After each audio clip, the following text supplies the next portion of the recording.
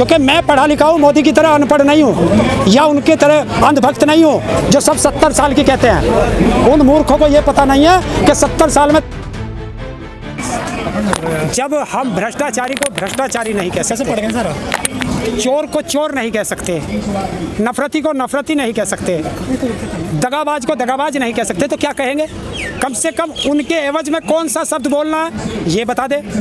और देश का सारा मीडिया, जिसे मैं बाजारू मीडिया कहता हूँ, वो सारा प्रिंट मीडिया वो दिखा रहा है। और आज संसद का वो है ओम बिरला अध्यक्ष, वो कह रहा है हमने कोई बयान ही नहीं किया, तो आप किस पे विश्वास करेंगे ये मुझे बता दो। लेकिन मर्यादित सब तो है ना, ये जय जय जुमलेबाज।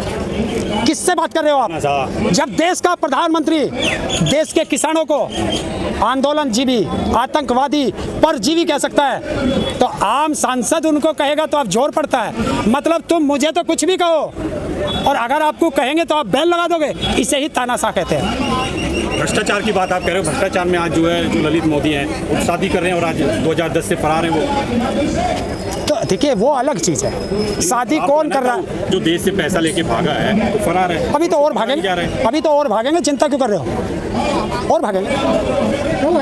तो ये कह रहे हैं, ओम बिरला ये कह रहे हैं कि पहली बार थोड़ी हटा जा रहे हैं शब्द, ये तो पहले से होते हैं। 1954 से लेकर 8 साल इस तरीके के शब्द आते हैं। तो बताओ 1947 से आज तक सेना कब ठेके पे गई है जो आप कर रहे हैं? बताओ।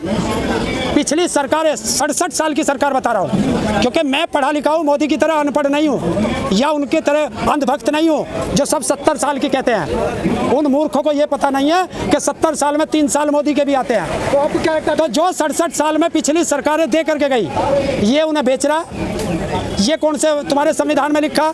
बता, संविधान में कब लिखा है? संविधान में एक शब्द लिखा है कि जो भी देश का प्रधानमंत्री बनेगा वो सरकार को चलाएगा, देश की कानून व्यवस्था को चलाएगा, ना कि उस संस्था को बेच करके जाएगा। ये कहाँ लिखा है? आप ये कह रहे हैं कि मतलब कि प्रधानमंत्री को डर लगता है इसलिए इन सबको हटाया गया। और क्यों?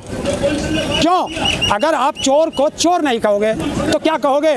कि एक नेता सेवा करने गया और जा करके जो सरकारी पैसा था वो मंदिर में चढ़ा कर अपनी जेब में रख लाया, ये शब्द कहोगे क्या?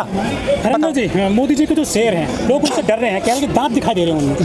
यही तो इस देश का दुर्भाग्य है कि वो है राष्ट्रीय संपत्ति और आप उसे मोदी का शेर कह देते हो। मोदी अपने घर से जमीन बेच करके लाया था जो आप मोदी का शेर कहते हो। भारत की जनता के टैक्स का पैसा है वो, लेकिन राष्ट्रीय प्रतीक जैसा लग नहीं रहा ना, इसलिए लोग कह रहे हैं मोदी का शेर। देखिए, जब हमने आपसे पहले भी कहा कि जब इस देश की धरोहर से छेड़छाड़ होगी तो वो राष्ट्रद्रोह में आता है। अब ये देश की जनता तय करे कि ये धरोहर से छेड़छाड़ की गई है, इसे क्या कहना है? छेड़छाड़ तो लग रही है, स्तंभ में अशोक स्तंभ में ऐसा तो होता है। बस तो जब आपको लग रही है तो सबको लग रही है, सब बोल रहे हैं। मोदी जी जो अंधभक्त है वो नहीं बोलेंगे। मोदी जी कोई भी काम करते विवादों में पहले गिर जाते हैं वो। जब जनता से पूछ के अपने मंत्रिमंडल से सलाह करे बिना कार्य करोगे तो वो ऐसा ही होता है। अनुपम खेर ने कहा है कि भाई शेर के दांत हैं तो दिखाएगा ये स्वतंत्र भारत का शेर है। उस गद्दार से ये पूछो, भी जरूरत पड़ेगी। उस गद्दार से ये पूछो कि आज कश्मीरी पंडित दर दर ठोकरे खा रहे, आज क्यों नहीं बोल रहा? बोले ना, बताए ना, कश्मीरी पंडितों पर जवाब देना। आज उनके नाम पे फिल्म बना के झूठी और करोड़ों अरबों रुपए खा गए ये लोग, आज क्यों नहीं बोलते? तो ऐसे गद्दारों की बात क्या करनी? कार्रवाई तो हो रही है सर। क्या कार्रवाई हो रही है? बताओ क्या कार्रवाई हुई है? 8 साल हो गए मोदी जी को प्रधानमंत्री बने हुए, बताओ उनके लिए क्या किया? लेकिन अशोक स्तंभ जो है वो बुद्ध का प्रतीक कहा जाता है, इसका पूजा पाठ कर दी उन्होंने, तेल लगा दिया। हाँ, और बुद्ध जो अशोक थे वो तो इसके बिल्कुल विरोध में थे। देखिए, बिल्कुल बुद्ध जो थे वो मूर्ति पूजा के खिलाफ थे, और ये इनका तो यही पता नहीं ये किसके साथ है। ये हिंदुस्तान में मुस्लिमों को गाली देते हैं और विदेश में जाके मुस्लिमों के हाथ चूमते हैं। तो इनका क्या है? मैंने बताया कि ये आरएसएस एक नया प्लान लेकर के चल रही है कि धीरे धीरे एक एक चीज़ खत्म करते चले जाओ और एक दिन भारत का संविधान खत्म करके आरएसएस का संविधान लागू करने की तरफ। तो देश की जनता को संविधान बचाना है, देश बचाना है, तो एक साथ आना पड़ेगा, मतभेद भूल करके आना पड़ेगा। अनाउंसमेंट कर दिया है मोदी सरकार ने कि सिर्फ एसबीआई को छोड़कर सारे बैंकों का निजीकरण किया जाएगा।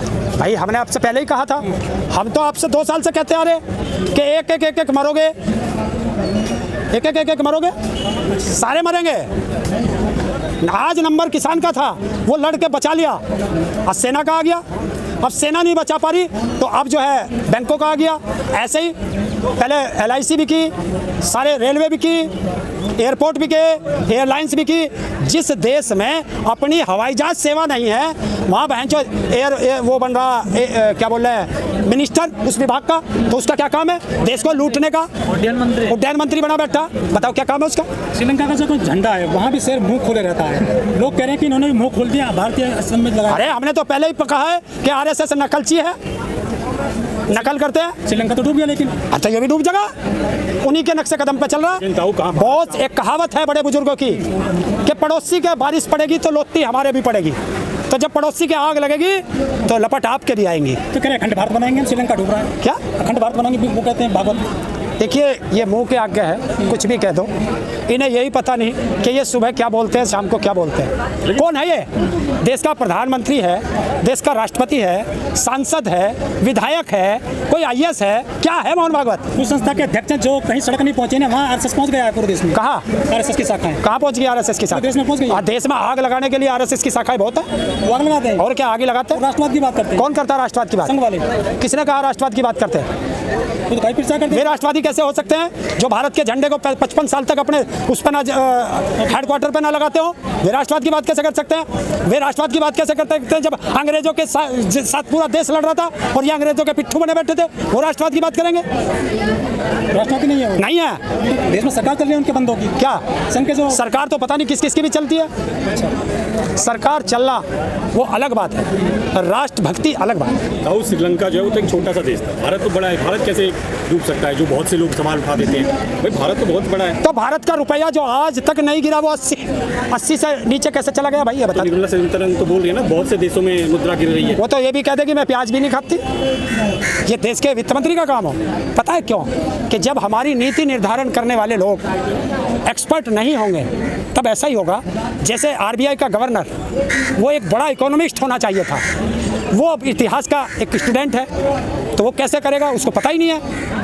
वो तो यही बता देगा मुगलों के काल में ऐसे हुआ था और उनके काल में ऐसे हुआ था, बस उसी पे चलता रहेगा। योगी जी मटका के यूपी को संभाल रहे हैं। योगी जी मटको आके यूपी को संभाल रहे हैं। यूपी संभाल कहाँ रही है? जब पशुओं की दवाई में इंस्ट्रूमेंट में 50-50 करोड़ का घोटाला, 65 करोड़ का बजट और 50 करोड़ का घोटाला। कह रहे हैं कि धर्म विशेष के लोग हैं जो उनकी संख्या बहुत बढ़ रही है, आबादी बहुत बढ़ रही है विशेष वर्ग के लोगों की। तो इन्हीं के परिवार बना रहे। जब ये दामाद उन्हें अपना बना रहे तो मैं क्या कर सकूं? रितंबरा कहते हैं कि 4-4 बच्चे पैदा करें हिंदू, लेकिन वो कहते हैं कि जो प्रतिबंध लगाओ जनसंख्या पर। तो रितंबरा से ये पूछ तेरे कितने बच्चे? बयान कैसे देते थे? कैसे बयान देते थे लोग? यही तो है भाई, बयान तो कोई कुछ भी दे दे। जो ये कहता 4 बच्चे पैदा करो, उनसे ये पूछो तेरे कितने हैं। जो कहता है 2 बच्चे पैदा करो, उनसे पूछो तेरे कितने हैं। जो जनसंख्या पे बात करता हो वो बताए कि देश में जनसंख्या नियंत्रण कानून की आवश्यकता नहीं, देश में शिक्षा और जागरूकता की आवश्यकता है।